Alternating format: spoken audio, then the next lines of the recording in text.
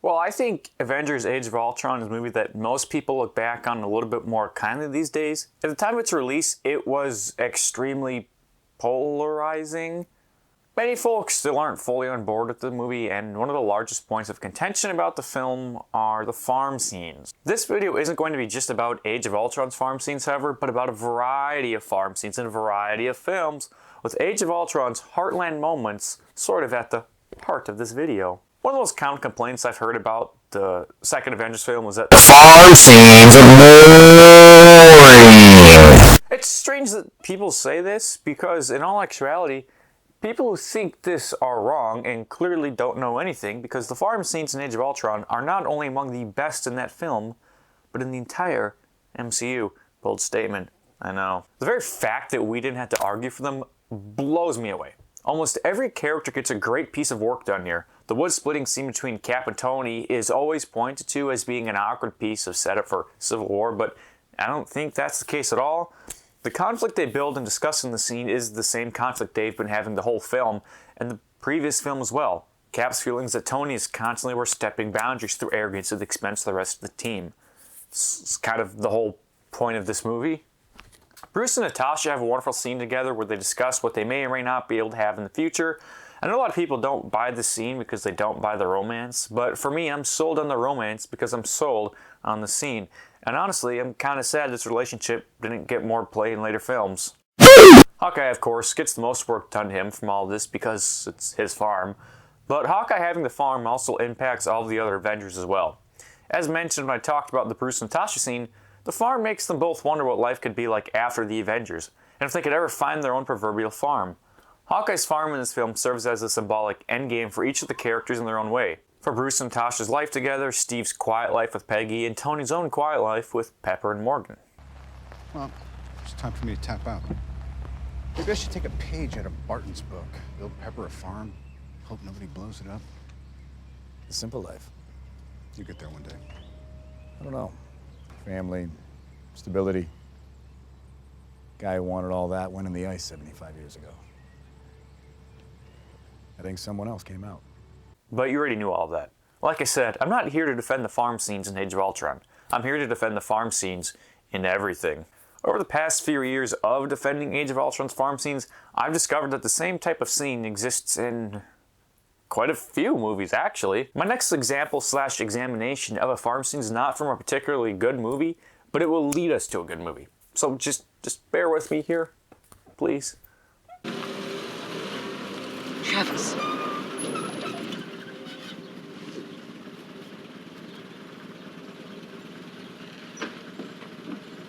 I think there's a naked man in the barn.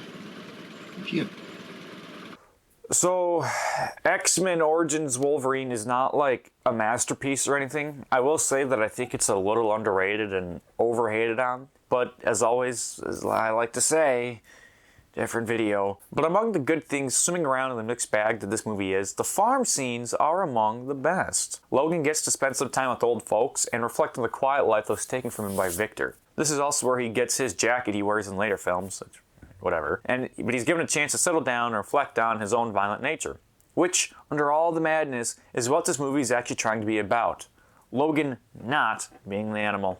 My proof that Logan spending time hanging out on a farm is a good idea can be seen in the film Logan. And this is where we really start getting into the meat and taters of this video and my clumsy thesis. Logan is an almost perfect film, and a large part of that is the farm scenes. When Logan, Xavier, and Laura hang out on the Munson farm, they are given their first chance to breathe in quite a while. The farm scene in Logan comes right after their horrible failure at the casino and gives the characters a moment of serenity in a film filled with madness. This is typically the point a farm scene should appear, after a first or second act low point, giving the characters and audience time to regroup and find out what they're really fighting for. And especially in a film like Logan, where everything is dark, horrible, and miserable, it's important to have that calm juxtaposition to keep people from being overwhelmed. But more on this in a moment. The farm scene in Logan is great because it does all these things and just a little bit more. It gives us new information about the world of the film, gives characters like Laura a new perspective that they never had before, and returns people like Xavier to the world they're meant to be in. And for Logan, both the film and the character, these scenes also present James Mangold's overall thesis, which is a lot better than mine. The farm is a place of quiet peace and serenity, and Logan wants to leave it. Xavier, on the other hand, encourages Logan to let them stay and relax. This is Logan's entire character arc / conflict in a nutshell, both in this film and Origins. People like Xavier, or Kayla, or Jean, or Laura have always been there to try to bring out the man in the Wolverine, to tame the beast, and Logan, try as he might, has just never been able to let them. Xavier asking Logan to stay at the farm highlights this perfectly. Add to the fact that Logan, Xavier, and Laura are a quasi-self-made family, this is the perfect home for them, and for Logan especially. In short, Xavier sums up this idea and the idea of farm scenes in general best when he says, "This is what life looks like. A home, people who love each other, a safe place. You should take a moment and feel it." And this is the overall point that I've been dancing around for a dramatic effect this whole video. A farm scene should show characters what their purpose is, what they're fighting for, and what life is to them. Farm scenes are removed from the action, slow, and filled with character building. They should come after some great loss or change, and give the characters what they need to move on and pick up the broken pieces. Farm scenes represent the search for serenity for characters who are built from chaos. As I mentioned, they serve a function in basic storytelling through pacing, plot, and character, but the most important part of the farm scene is in that last piece: character. I mentioned that farm scenes are often representative of the endgame. They are the counterpoints to the action, violence, and breakneck pace of many action-heavy stories, both in film and in literature. For writers, farm scenes are where writers can really get into the heart of their characters and what is being said about those characters' humanity. There's a line in X-Men Origins which supports this better than any other in that film. After Agent Zero kills the Ma and Pa Kenty family Logan has been staying with, this happens. It's funny how good innocent people tend to die around you. And this is true. That's the conflict Logan is trying to escape. And this idea is reinforced in Logan, the movie, when Logan.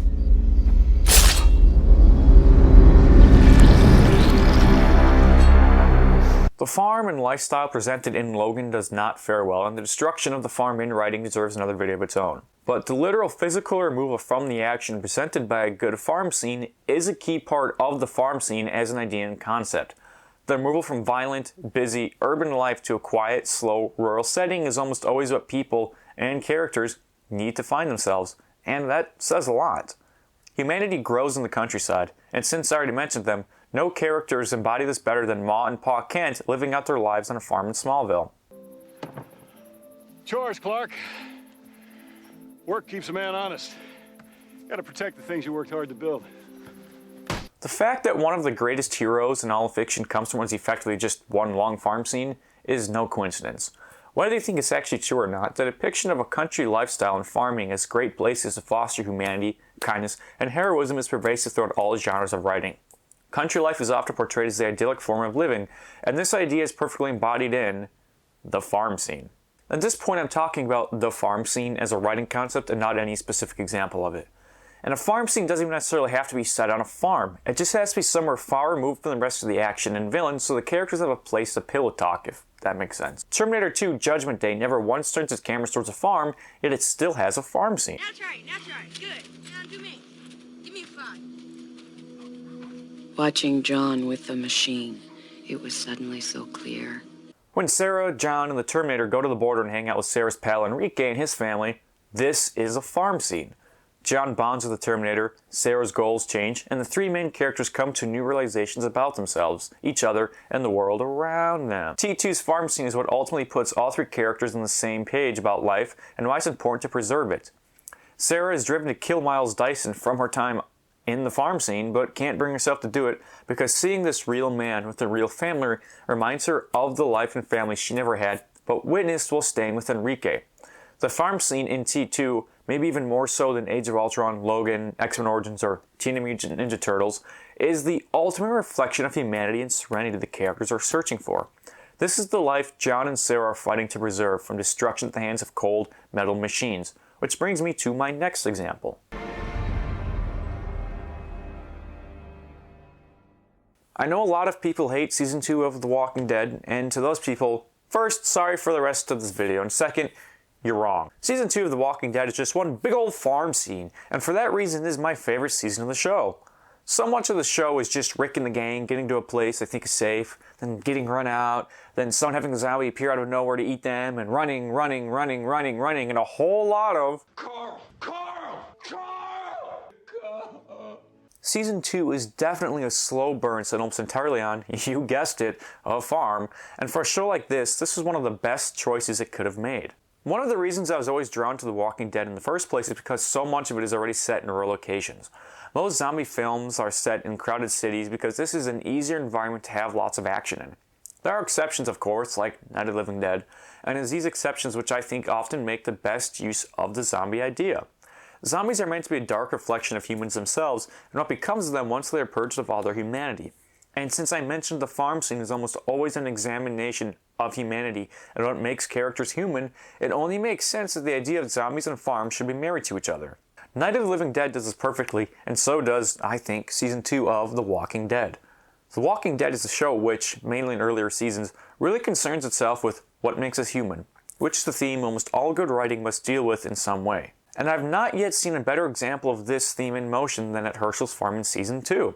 I don't want to get into a full defense of the season because that's not the point of this video.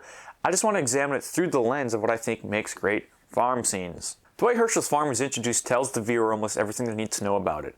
A near-death Carl is brought there and saved by kindly old man Herschel. This gives us the point of the green farm, a safe place where our characters can heal. Rick and the gang spend the majority of their time on the green farm looking for missing child Sophia.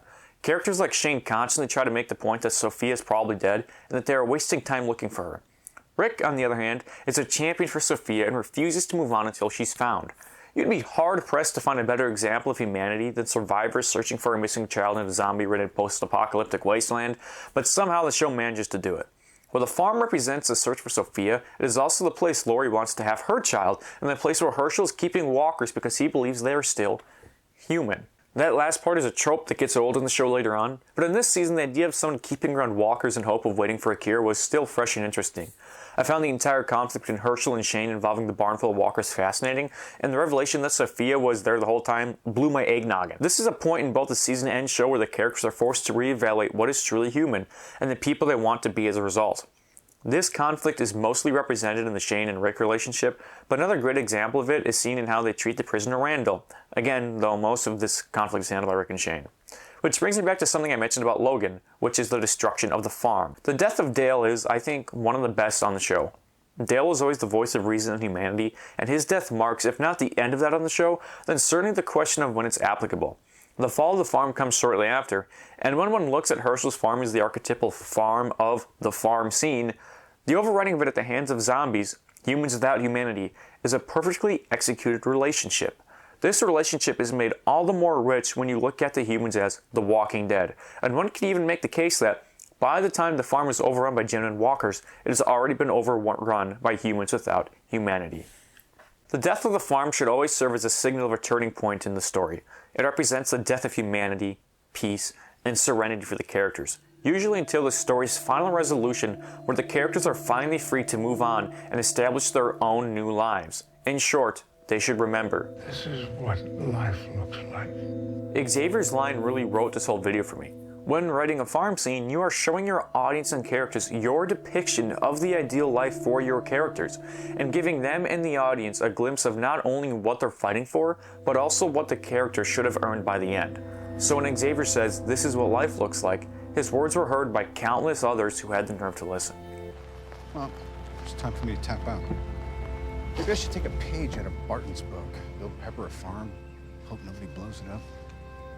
The simple life.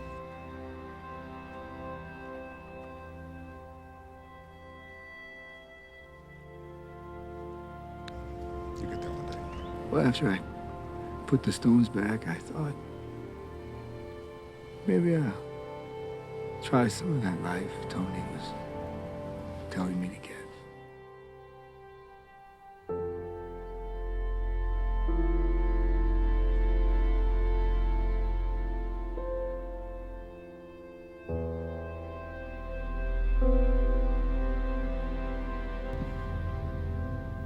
There's no future with me. I can't have this. Kids. And that is why the farm scene is important, and why I don't believe they should ever ever be cut. That is why I believe the farm scene is always the true endgame, or at least a glimpse of it. And overall, that is all I have to say about farm scenes.